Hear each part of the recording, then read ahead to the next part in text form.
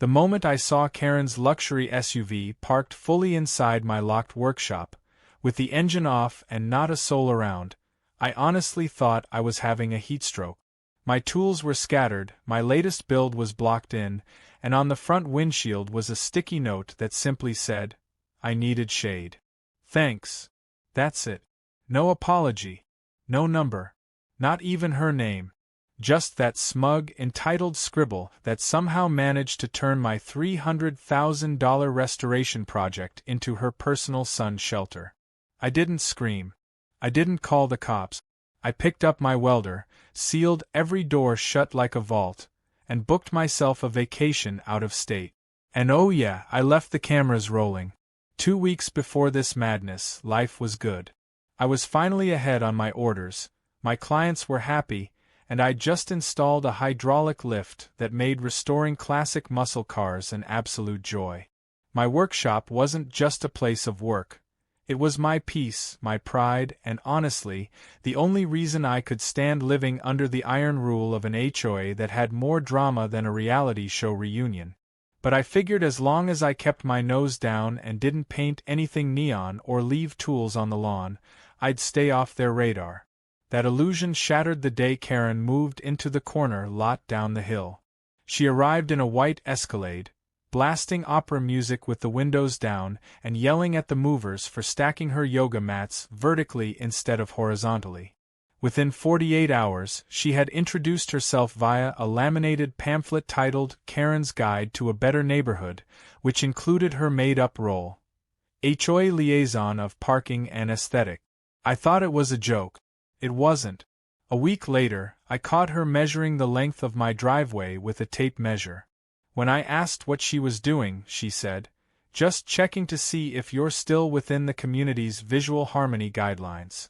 I blinked twice and walked away. It started small. She sent a complaint to the HOA board about my oversized mailbox.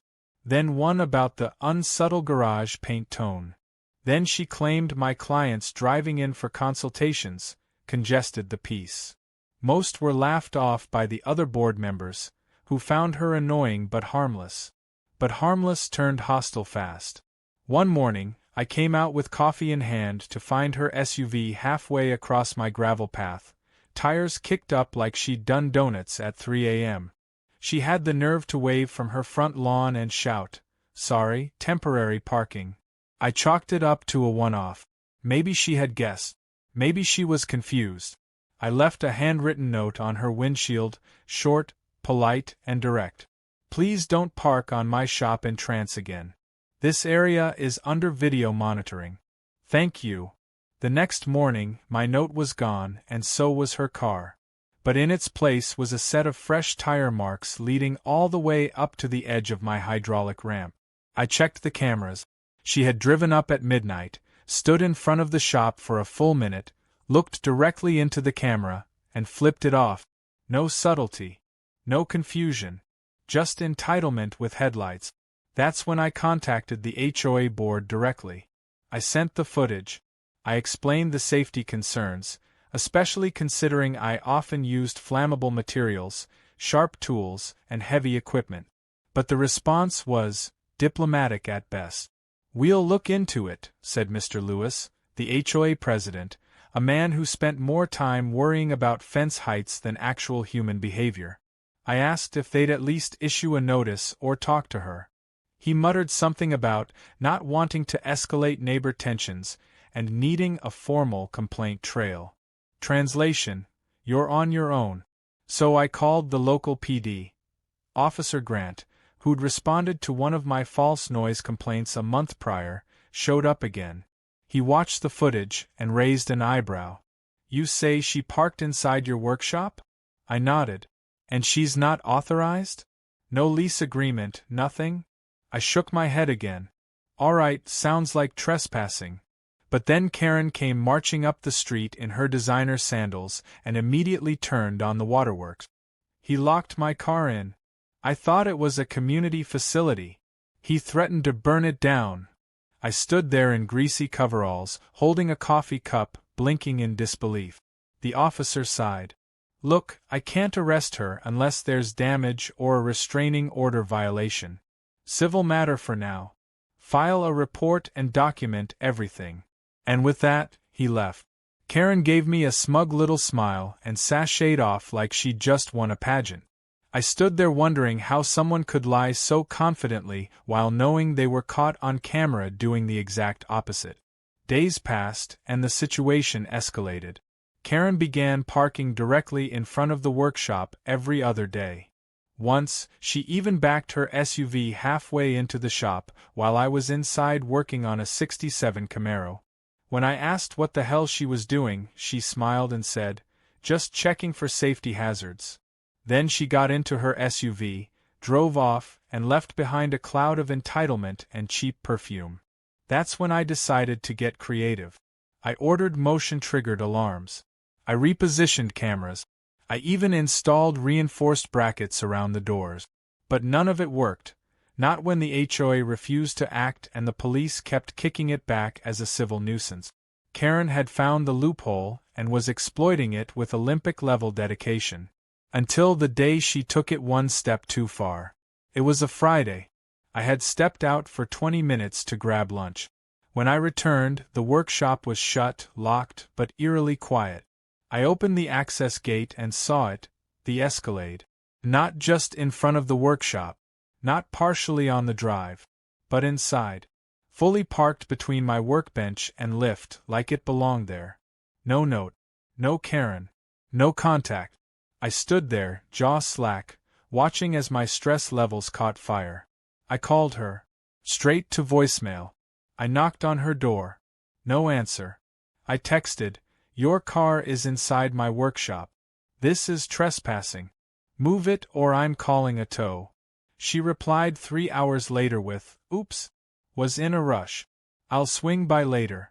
Don't touch my vehicle." That was the last straw. I didn't scream. I didn't yell. I didn't call anyone. I grabbed my welding gloves, fired up the machine, and sealed every workshop door shut with a thick line of molten steel. 6 points across 3 doors. Reinforced and secure. I made sure the cameras caught it all. Then I packed my bag, booked a flight to Colorado, and sent one final message to Karen. "Don't worry. Your car will be safe. The building's locked up tighter than Fort Knox." And with that, I went on vacation, knowing full well that I had just turned her Escalade into the most expensive storage unit in town. By the time my flight landed in Denver, I had already received 6 missed calls, 3 voicemails, and a barrage of texts, all from one unamused, absolutely unhinged Karen. The tone started civil, just barely. Her first message read, "Hi, I notice the doors seem stuck. Can you unlock them, please?" 20 minutes later, she followed up with, "This isn't funny." Then, like flipping a switch, her tone turned hostile and shrill. "This is illegal imprisonment. You can't trap someone's car like this." I scrolled through each ridiculous message while waiting for my brother to pick me up, each one getting more frantic than the last. But I had already put my phone on silent and enabled all security feed backups to the cloud. Whatever Karen thought she could pull now, it was too late. Back home, the show had just begun. According to my neighbor Frank, who lived directly across the street and was only too happy to keep me informed, Karen spent the first few hours pacing in front of the shop like a lioness who realized her den was welded shut. She called the police almost immediately, playing her favorite role, the innocent victim. But this time, it didn't land the way she expected. When the officers arrived and she whined about being locked out of her own SUV, they quickly found themselves confused.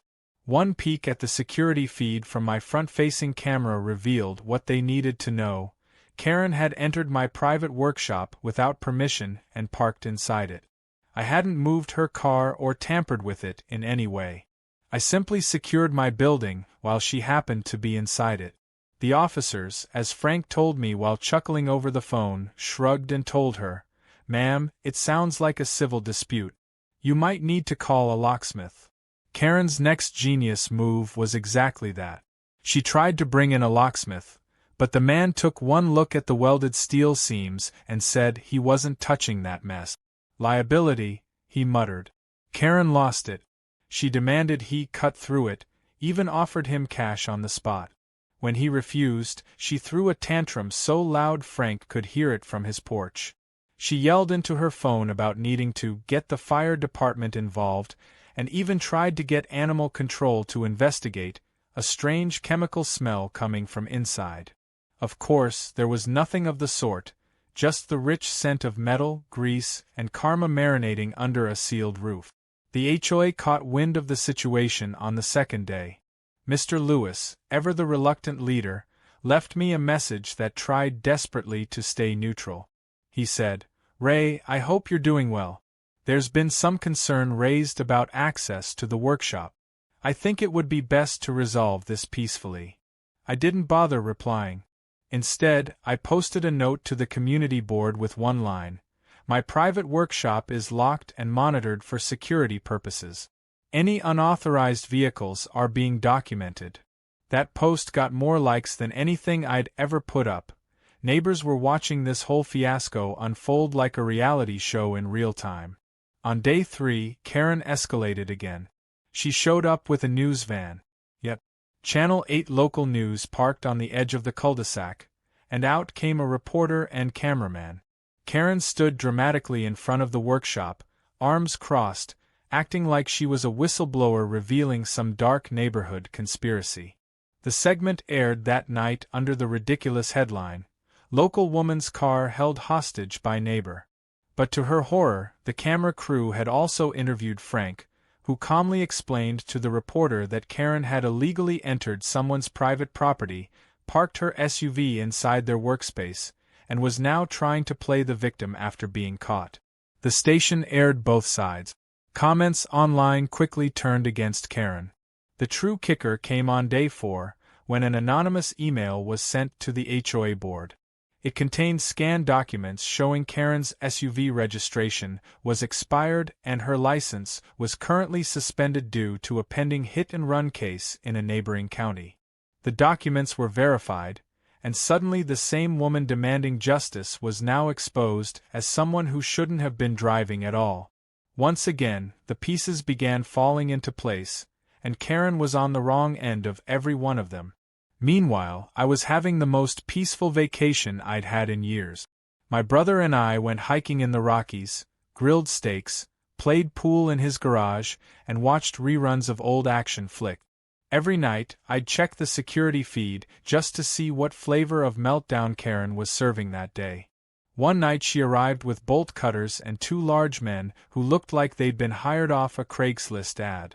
They approached the shop, eyed the welded seams, and one of them audibly said, "Nope. I'm not risking a lawsuit." Karen shouted something about cowards as they got back into their truck and drove away. On the 6th day, she tried something new. She posted on the community forum a long, poorly punctuated rant accusing me of theft, vandalism, harassment, and psychological sabotage. She demanded immediate HOA action and even suggested I be banned from operating a business in the neighborhood. But what she didn't realize was how many people she had alienated. Within minutes, the replies rolled in. One neighbor wrote, "You mean the workshop you weren't invited into?" Another added, "Lady, you've complained about everyone's pets, lawns, and decorations. Maybe sit this one out." The post was locked by the board within an hour. Karen's digital tantrum had only dug her hole deeper. On the 7th day, I finally decided to message her. Just one simple text: "Hope your car's doing okay. Workshop still secure. Be back soon."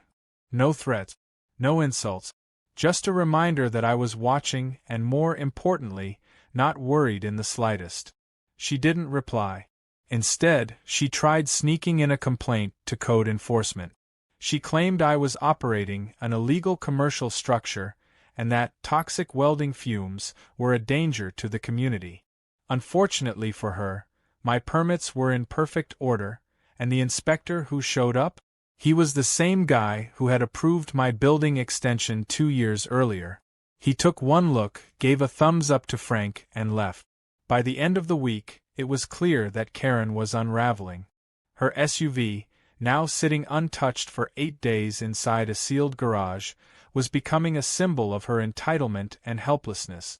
She started avoiding neighbors. Her once daily power walks stopped. Her porch lights stayed off. Some said they saw her crying one night in her backyard, pacing and muttering to herself. Part of me felt a sliver of sympathy. But then I remembered the months of her games, the disrespect, the false complaints, and the way she used rules as weapons. No. This wasn't cruelty. This was karma. I flew back on Sunday evening, feeling lighter than I had in months. My phone was still pinging with missed voicemails from Karen, but I ignored them. My Uber dropped me off at the corner, and I took a slow walk toward my house, breathing in the cool dusk air. Everything looked peaceful, serene, untouched. Except, of course, for the now infamous white SUV still sitting inside my shop like an expensive paperweight. I stood in front of the steel doors, ran my fingers along the weld seams, and smiled. It was time for the grand unsealing. But not yet. Not before I made one final phone call.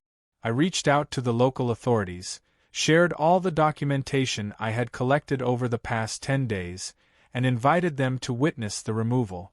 Because when I cut those welds, I wanted Karen to be present, and I wanted someone with a badge standing by for what was sure to come next. The morning of the great unsealing arrived with the kind of stillness that only comes before a storm. I brewed a cup of coffee, checked my camera feeds, and confirmed what I already suspected. Karen had camped out across the street since sunrise, practically twitching with anticipation. She paced, squatted, stood, then paced again. She wasn't even trying to hide the fact that she was waiting for me. Her eyes locked on mine the moment I stepped out onto the porch.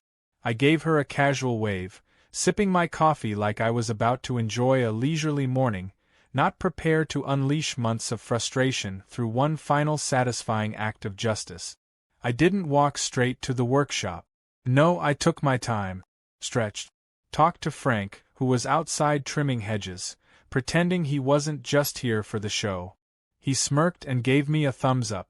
"You ready for this?" he asked. "Been ready since the minute she blocked my entire driveway to inspect my bushes," I replied. Then, with slow deliberate steps, I walked to the shop, pulling out my phone to confirm that Officer Grant was en route, just as we'd discussed. The police wanted to be present, not just to keep the peace, but because Karen had tried filing a report accusing me of grand theft auto. Of course, she left out the part where she illegally parked her own vehicle inside my private building. Officer Grant arrived right on time, pulling up just as Karen made her move. She stormed across the street with a manila folder in hand and fury in her eyes. "That's my vehicle," she announced to the officer, pointing like she was identifying a stolen artifact. "He's been holding it hostage. He welded it in there. That's illegal confinement. I have my documents. I have everything. I want it released right now." Grant looked at her, then at me, then back to her. "Ma'am, we've reviewed the footage. You entered private property without permission. The vehicle was not taken, it was never moved. You parked it inside a building that doesn't belong to you." Karen's mouth opened and closed like a fish gasping for air. But it's just a garage. He left with my car locked inside. That's kidnapping. Or theft. Or both." The officer held up a hand. "It's none of those. It's a civil matter. And if you want to get your car out, I suggest you let him open the building without interference." That shut her up, at least temporarily. I walked up to the steel doors, coffee still in one hand, and pulled out my angle grinder.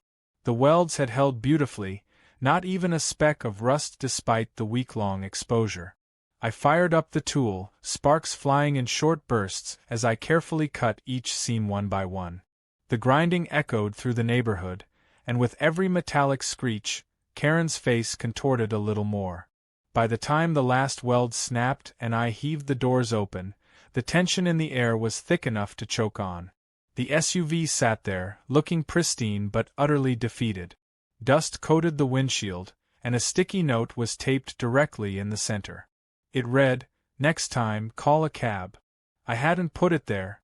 Frank later confessed he did, which made the whole moment even better. Karen rushed forward but was stopped short by Officer Grant.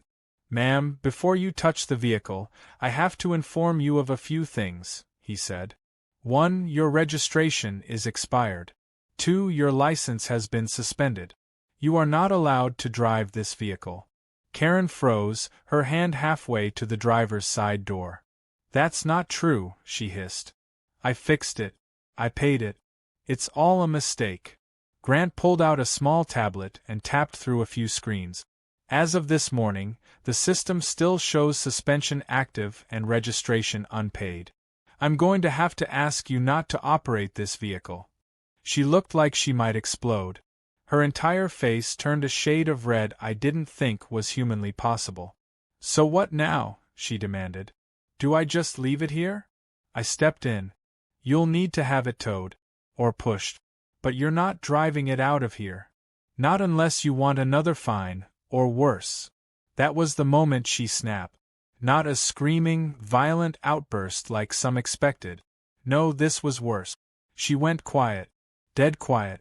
Turned around, walked away, and sat down on the curb across the street. It was like watching someone's power supply get unplugged. The HOA board held a meeting that evening, and to everyone's surprise, it wasn't closed door. Word spread fast, and the community room was packed. Karen showed up with a binder full of evidence she believed would vindicate her. Instead, she was greeted with a lineup of her neighbors ready to testify about months, some even claimed years, of harassment, fake violations, and property meddling.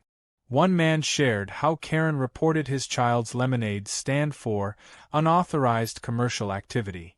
A woman showed pictures of Karen trimming her roses because they didn't fit the community aesthetic. Another brought emails where Karen threatened legal action over a decorative mailbox. When it was my turn to speak, I kept it simple. I played the video, the one where she backed into my shop, stepped out, looked around, and walked off like she owned the place. The footage was clear, uncut, undeniable. Silence fell over the room. Karen didn't even attempt to refute it. The board voted unanimously to strip her of her self-appointed liaison role, issue her a formal violation notice, and fine her for interference with private property and community reputation damage. Karen didn't take it well. She stormed out before the meeting ended, knocking over a display table with HOA brochures on her way out. A few days later, she was back to pacing her porch and avoiding eye contact with anyone who walked by. Her SUV was towed out by a professional service she hired under a fake name, but the cameras still caught her directing them, face flushed, hands waving wildly as she shouted orders like a disrespected general. I figured that would be the end of it, but then came the most unexpected twist. A week after the meeting, I received a formal notice from the city about a noise complaint, filed anonymously, claiming unlicensed industrial activity. I laughed when I saw it. Karen hadn't learned a thing. But I didn't panic. I simply forwarded my license, permit, and the inspection results from earlier in the year to the city clerk. They responded within 24 hours with a formal dismissal of the complaint and a note that read, "Your compliance is fully verified. Sorry for the inconvenience." I printed that email, framed it, and hung it above my workstation. Karen's grasp on the neighborhood slipped faster than anyone expected. People stopped waving at her. Parents stopped letting their kids near her lawn. One neighbor removed the hedges that divided their yards, saying she didn't want anything shared with Karen's property. Her power had never been real, it was just fear and noise. And now, the noise was gone. I hosted a community cookout the next weekend, not out of spite, but out of joy. Almost every neighbor showed up.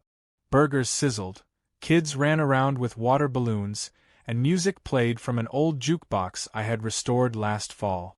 Everyone took turns telling their favorite Karen story, and by the end of the night, someone had started referring to my garage as the vault. I didn't argue. In fact, I painted the name above the doors the next morning. As for Karen, she watched the whole thing from her front window, curtains drawn just enough to peek through. Her kingdom had crumbled, and in its place, a community finally felt free to breathe. I had welded her. The days that followed were unlike anything I'd ever experienced in that neighborhood. The people who once kept to themselves were suddenly friendlier. Strangers waved when they passed by my driveway. Families I had only seen through windows now strolled past with their kids, nodding or stopping to compliment my work. It was like someone had opened a valve and let all the pressure escape from a tightly wounded community. And in many ways, someone had. Karen had ruled through intimidation, complaints, and self-inflated authority for far too long. Now that the curtain had been pulled back, she was just a bitter neighbor with a loud voice and no real power. And I had become, unintentionally, the guy who finally stood up to her and lived to tell the tale. Business picked up almost overnight. I had new inquiries coming in daily, some from within the neighborhood, others from nearby towns who had seen the viral news clip or heard the story through someone who knew someone. A few folks wanted custom work done just because they liked the way I handled the situation. One client said, "If you can weld a garage shut to trap a Karen, you can definitely restore a '69 GTO." I took it as the highest compliment. I hired a second pair of hands, a young apprentice named Liam who lived 2 blocks over and had been looking for mentorship. He had once been reported by Karen for playing drums too loudly at 3 p.m. on a Saturday. That was enough of a bond for us to get along instantly. But just because Karen had been knocked off her imaginary throne didn't mean she was done scheming. She didn't yell at people anymore. She didn't walk the neighborhood or bark orders from her porch. No, now she operated from the shadows. Her new tactic was paperwork. Petty, drawn-out, anonymous complaints to every agency she could think of. In the span of a week, I received notifications from the zoning office, the health department, the building inspector, and even the fire marshal. Each letter was worded like a routine checkup, citing reports of excessive noise, unauthorized material storage, improper signage, and even possible toxic fumes. I couldn't help but laugh. She had gone full paperwork warfare. But what Karen failed to understand was that I'd spent years building my business by the book. Every inch of my shop was up to code. My ventilation system was certified. My signage had HOA approval from years ago. And my material storage was documented, labeled, and safely stashed in designated fireproof lockers. It took me an entire day to compile everything, but I did. I put together a single email that included scanned permits, inspection sign-offs, annotated photos, and a signed letter from the city inspector who had visited just 3 months earlier. Within 72 hours, every complaint was dismissed. Not only that, but the city officially logged the complaints as unfounded and documented the anonymous reporter as a potential source of harassment. Karen's silence after that was palpable.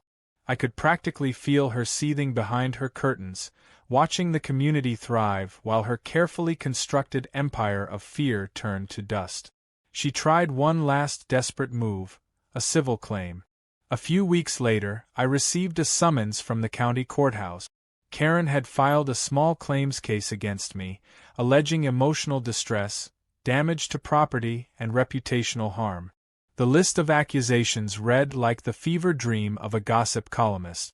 She claimed I welded her SUV in to ruin her standing in the neighborhood, that I had orchestrated a social media campaign against her, and that I had endangered her health by locking her vehicle in a metal tomb during high humidity. I almost didn't want to respond. It was so ridiculous, but I knew better than to ignore legal matters, no matter how absurd. I gathered all my footage again, including clips of her entering the shop on her own, my messages asking her to remove the vehicle, and the timeline of everything that happened from the first parking violation to the final removal. I even included her online rants, the HOA meeting notes, and testimonials from neighbors. When court day came, I walked in calm, confident, and unshaken. Karen, however, showed up with a wheeled crate full of what looked like scribbled complaints, printed emails, and screenshots of online forums taken wildly out of context. The judge, an older woman with silver hair and no patience for theatrics, listened quietly as Karen attempted to tell her story. She described herself as a concerned citizen, a victim of bullying, and an advocate for neighborhood order. The judge raised one eyebrow and asked a single question: "Did you have permission to park your vehicle in the plaintiff's private workshop?" Karen stuttered, then muttered, "It wasn't locked." The judge sighed, turned to me, and asked for my evidence. I submitted everything neatly in a binder, already organized by date. 10 minutes later, the case was dismissed.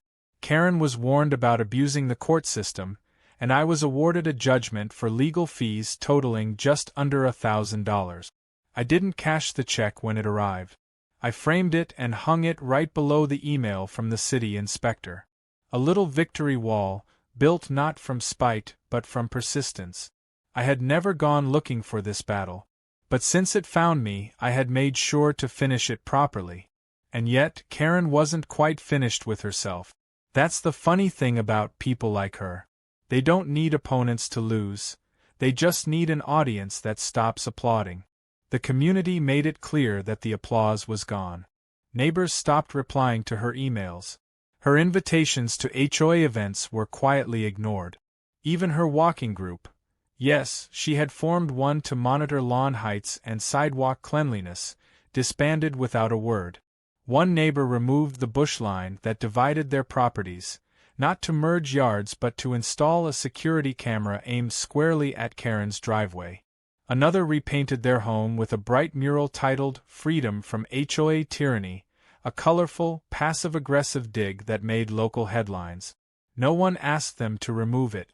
And then came the biggest surprise.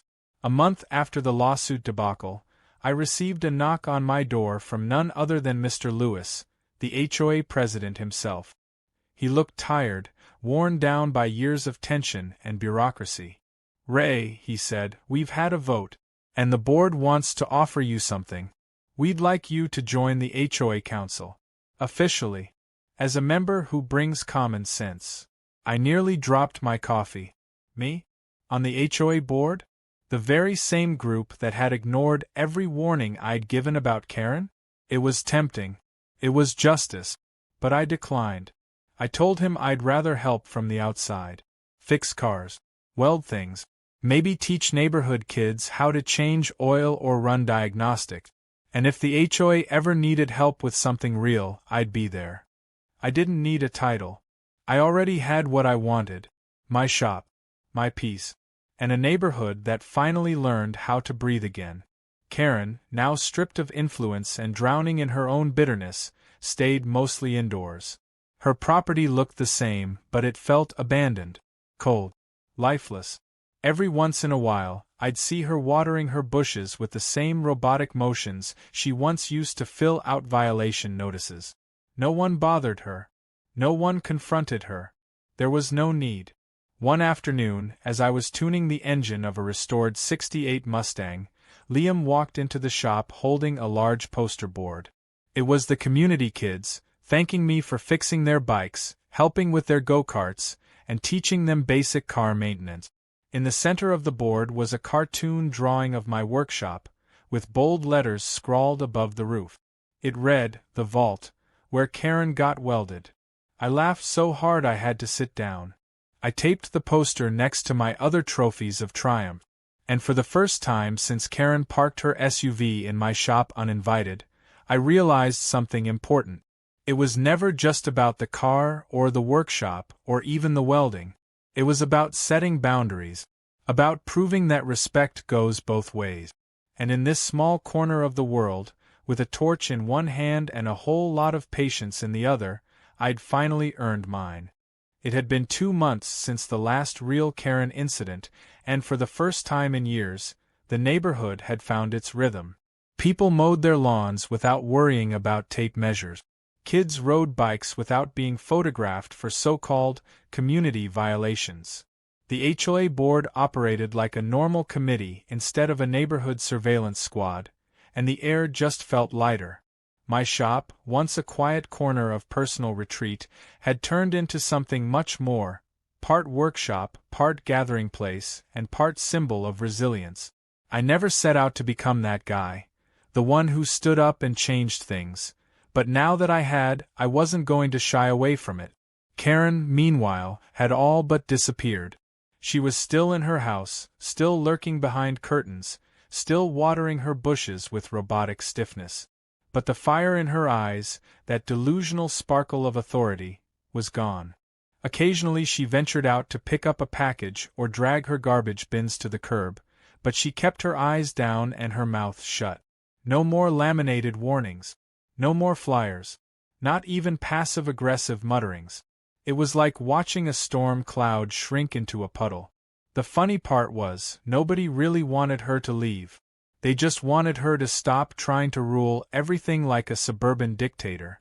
Then one morning, something unusual happened. A moving truck pulled into Karen's driveway. Not one of those exploratory rental vans people use when they're considering a garage sale, but a full-sized, professional-grade moving truck. Two men stepped out, began hauling boxes, and didn't even knock on the door. They went straight to the garage, opened it, and started loading. Word traveled fast. Within an hour, people were peeking from blinds and texting one another. Was she really leaving? Had she sold the house? Did someone finally file a countersuit big enough to push her out? I got my answer later that afternoon when the HOA board sent out a group message to all residents. As of this week, Karen Williams has sold her property and will be relocating. We thank her for her time in the community and wish her well. That was it. No ceremony.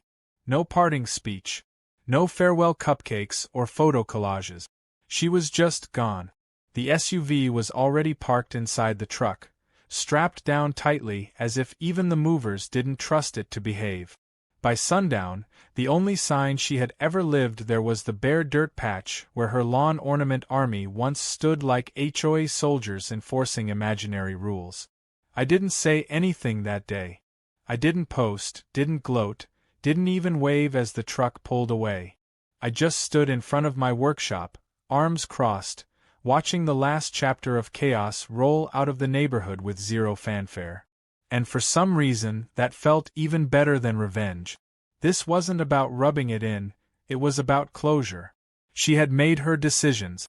She had tried to dominate and intimidate and manipulate. But in the end, she had folded under the weight of her own nonsense. There was something beautifully poetic about that. Later that week, I hosted another barbecue. This time it wasn't just neighbors, it was everyone. Former targets of Karen's wrath, local police who had dealt with her, HOA members, even a few clients who had become friends over the years. We grilled ribs, passed around cold drinks, and laughed about everything from Karen's emotional support SUV to the time she tried to file a noise complaint over a child's birthday kazoo. No one was cruel about it. The laughter wasn't sharp or bitter. It was healing, the kind of communal joy that only comes after enduring a long, shared irritation. The stress was gone, and the sound of music and kids playing had replaced it. One of the most surprising guests at that barbecue was Mr. Lewis, the HOA president. He approached me with a plate of brisket in one hand and a bottle of local beer in the other. "You know," he said, "I think that was the first time our HOA actually came together for something good." I raised my drink and nodded. All it took was one SUV, a welder, and a locked door. He laughed. "You ever think about running for president of the board?" I nearly choked on my drink. Hard pass. I like my job too much. And besides, I'd weld the entire clubhouse shut the first time someone complained about hedge symmetry. He grinned and said, "That's exactly why people would vote for you." In the weeks that followed, things just kept getting better. The mural that had started as a joke, a cartoonish rendering of Karen's SUV welded inside a garage with the words "The Vault" stenciled underneath, was turned into a proper piece of art by a local painter. She added rays of light shining out the door, neighborhood kids peeking in curiously, and even a small flaming torch in the corner as a tribute to my welder. People loved it. Even the city's arts committee visited and deemed it culturally significant, which made everyone laugh but also ensured it couldn't be removed. With Karen gone, the HOA went through a minor transformation. Rules were still enforced, but sensibly. Nobody cared about garden gnome sizes or the number of flower pots on porches anymore. The board started asking for community input before making changes. People felt heard. And as for me, I finally got to do what I loved without the constant threat of being ticketed for existing. My workshop flourished. I took on bigger projects, mentored more young mechanics, and even started filming a few YouTube videos teaching basic car repair. The first video? How to safely weld a steel seam without burning your garage down. It went mildly viral. Then came one last twist. I was sitting in the shop one late afternoon, sipping coffee and polishing the fender of a vintage truck, when Liam came running and holding a brown envelope. "This just came in the mail," he said. "No return address." I opened it cautiously, half expecting another Karen surprise. Inside was a single piece of paper. Type. No signature. It read, "You think you won, but I'll see you again. Don't get comfortable." Liam leaned over and read it aloud, then burst into laughter. "She really mailed you a threat letter with no name on it? Like a movie villain?" I folded it and tossed it into the shredder. "Let her watch from the shadows. Just gives me more views."